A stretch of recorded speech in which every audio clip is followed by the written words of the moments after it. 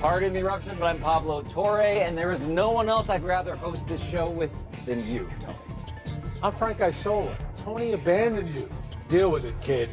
He ain't here. I was a late sub. Tough to discover. Like Mikel Marino, I was a late sub.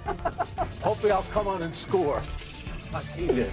Oh, jeez. Little soccer ball Remind me player. of him. Young, athletic. I wish. Yeah, off the bench. Well, I was waiting. Hurst's favorite. I was waiting for the word good looking. You didn't include that. Strong jawline. There you go. There you go. Welcome to PTI. Mike and Tony are off on a yoga retreat. I'm joined by my good friend from the podcast, Pablo Torre Finds Out, Mr. Pablo Torre, everyone.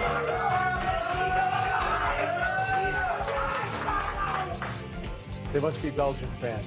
All right, let's start today with the World Cup. Spain scored in the first half against Belgium, then surrendered a goal for the first time in the tournament, and it stayed 1-1 until the final minutes when Spain scored on a rebound. So Spain advances to the semis, where they'll face Kylian Mbappe and France. That is a dream matchup.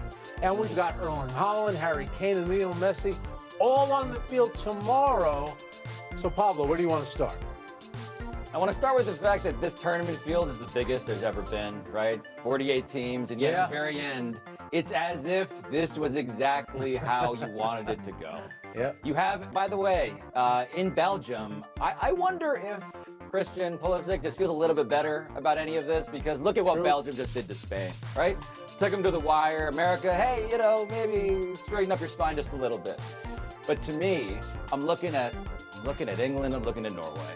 And I'm looking at the idea that Erling Haaland is going to walk out there at 25 years old, was born in England, and he gets to be, if there's anybody who's going to come out of this with their Q rating in America just jacked all the way up, because Messi's already so up there, and of course, Haaland is himself literally enormous. But I think that likability and that skill and that skull and all these goals he scored, I'm focusing mostly right there for this semifinal. I love when you said this, when 48 teams, but the teams that you would expect. Are you saying that's the team that FIFA wanted, or the teams you would expect? Because it does seem quite convenient. It does seem like that. All right, first of all, let's give Belgium a lot of credit, because Spain hadn't been scored upon. So De Ketelaere, the guy that scored the 2 goals against the U.S. on Monday, he got the equalizer late in the first half. That was a great showing by Belgium. Their goalkeeper, Thibaut Courtois, had to come out of the match. His replacement gives up the rebound. And then the player, Mikel Marino, who plays for Arsenal, has a habit of doing this. He scored. So that's heartbreaking for Belgium. But we are getting a dream matchup now between France and Spain, who a lot of people think were the 2 best teams going into the tournament. Yes. Now, as for the other side of the bracket, you're so right, though, about Holland and Norway with Erling Haaland against England with Harry Kane and Jude Bellingham. Haaland plays over in England in the Premier League for Man City. He knows a lot of these players. He'll be going up against some of his teammates in the game on Sunday. Tomorrow, I was there over the weekend and watched what he did to Brazil. And this is what you love about Erling Haaland. Gabriel and Marquinhos are 2 of the best center backs in the world, and he threw them around like they were rag dolls. He has just been the most dominant player in the tournament. He's becoming a bigger star. You see him on social media. It looks like he's having a grand old time. He gets it. He performs on the field. Off the field, he's great with kids. He's having fun with different foods that he's eating, engagement with the fans. So that part I love. The winner of that will get the winner of Argentina, Switzerland. Nobody's mentioned Switzerland yet. Who knows if they'll spoil the party. But I'll say this about Argentina with Messi. Those players around him, they're as tough as nails. And they were down 2-0 late to Egypt, and they scored 3 goals in 11, 12 minutes, whatever it was, to win it. And they'll be a tough out. I feel like they're hanging on by a thread, Pablo. So I do think they're vulnerable. I think the winner of Norway-England gets to the final. Yeah, the Argentina story is so interesting, too, because it reminds me a bit of when you saw the Dream Team in the 92 Olympics, because all these guys, they play Michael Jordan, and then, of course, you have Instagram now. Yep. They're taking photos and posting it with Messi, like the shot that they're in together. That's the kind of historical figure that they're dealing with. But I want to move on to the present here. at Wimbledon in England, because the men's semis over in the tennis had dramatic storylines heading into today's matches. You had a second-seeded Goliath and Alexander Zverev facing the wild-card David and Arthur Ferry.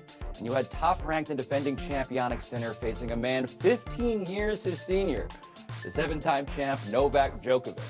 But the action was pretty anticlimactic in the end, as Zverev and Sinner both won in straight sets. And so, Frank, your takeaway from who won and how these matches actually played out. Yeah, we didn't get a day like we had yesterday with Mahova and the Coco Gauff, that semifinal. Straight sets for both winners today. Zverev, it's interesting. We go back to 2022 when he lost to Nadal in the semifinals. Remember, he broke his ankle in the semifinals, and he was out for a while. And then going into the French Open this year, he held the title of the best player on tour to never win a major.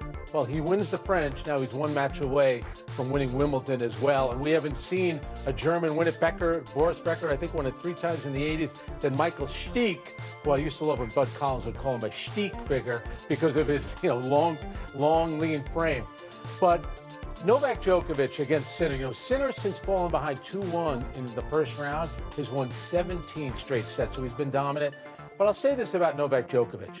If you go all the way back to 91, when Pablo Torre was a little kid, Jimmy Connors made an unbelievable run to the semifinals of the U.S. Open, and he was 39. It was treated like the greatest thing we've ever seen. Djokovic does it, and nobody thinks that it's that big of a deal. I mean, it's still impressive that he can perform at a high level. The problem is, after playing 5 sets in his previous match in the quarterfinals, 3 of the sets went to a tiebreaker. He's just not good enough anymore to get past that and win a semis and win a final of a major. I was 6 years old when Jimmy Connors was doing that. I am 40 years old watching Novak Djokovic look every piece of his 39 years. You're right. He played 5 hours and 15 minutes before, and in this one, he said after the match, he was more explosive, he was more reactive, he was better than me, and that is both, I think, the exhaustion you allude to and also just the age difference. And this is the opportunity in front of Jannik Sinner now, right? Alcaraz isn't here. Alcaraz is hurt. Right. Novak Djokovic, just described. And so he is 10-4 against Zverev. He's won 9 in a row. This feels like it's all there for Sinner to claim, and if he doesn't, that's a real squandered opportunity for a guy who is clearly right now the #1 in a, I don't know, maybe a 4-man race if you put Djokovic right there at the 4th spot and Zverev at the 3, but it's right there for him to win. That's a great stat. So Sinner 10-4 against Zverev, and he's won the last 9. That's pretty impressive. And Sinner's Italian, if you didn't know. All right, and now to the NBA. The NBA's cap circumvention investigation into the Clippers and Kawhi Leonard. The Raptors said yesterday they want to know what NBA punishment might be before finalizing their trade for Kawhi, after the league told them they'd be on the hook for it. Pablo, you broke the original story way back when and want to pull a surprise for it. What questions does all this raise in your mind? One question is how differently the Clippers and the Raptors feel about this frozen trade. Because the Clippers come out here with 5 paragraphs, and they are saying, basically, we're innocent. This is a story about Joe Sandberg, the co-founder of Aspiration. This is a deal that we were informed later the Raptors need to be on the hook for in terms of any punishments to Kawhi's contract. They're trying to get this thing done ASAP because they would bear none of the penalties once Kawhi is out of their actual financial cap situation. And also, they got pretty good value from the Raptors. But the Raptors, on the other hand, Frank, keep in mind this. The Raptors